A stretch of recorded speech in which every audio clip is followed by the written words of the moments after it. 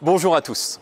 Je viens de terminer Le cartel des fraudes, dernier livre du magistrat Charles Prats dont vous avez probablement entendu parler ces derniers mois.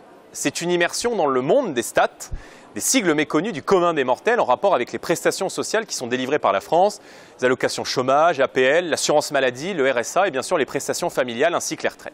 Charles Prats s'est attelé à évaluer l'ampleur de ce que l'on appelle la fraude sociale et qui est un distingué de la fraude fiscale. Il a ainsi découvert l'existence de près de 5 millions de fantômes qui hantent le système social français et de près de 3 millions de cartes vitales actives en trop. 5 millions de personnes qui bénéficient de prestations sociales indues pour un total, accrochez-vous bien, de 50 milliards d'euros qui partent en fumée tous les ans. L'ampleur de cette fraude est minimisée, voire niée, et bien souvent pour des raisons politiciennes.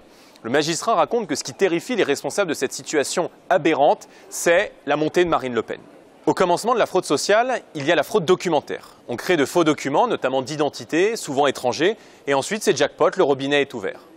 En voici un échantillon, et vous n'allez voir, cela n'a rien de drôle.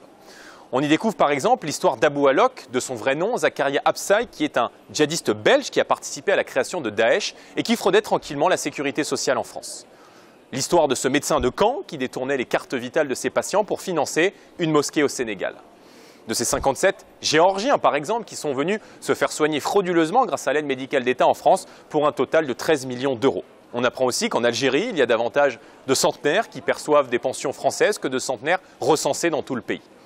On découvre que 400 000 prestations vieillesse versées par la France actuellement seraient frauduleuses. Intéressant à savoir quand on nous explique au quotidien qu'il faut absolument une réforme du système des retraites et que les Français doivent faire des efforts. Cela fait près de 20 ans que cette plaisanterie dure. Il y aurait pourtant une solution simple, d'ailleurs réclamée depuis longtemps par Marine Le Pen et qui est mise en œuvre ici en Belgique par nos voisins belges, c'est la biométrie. Elle permettrait de tout remettre à plat en un temps record comme nous l'avons fait avec le système de passeport. Lutter contre cette fraude sociale est bien sûr une nécessité économique, mais c'est aussi et surtout une question de principe, une question morale, car cet argent perdu, dilapidé, détourné, c'est le vôtre, celui de vos efforts et de votre travail.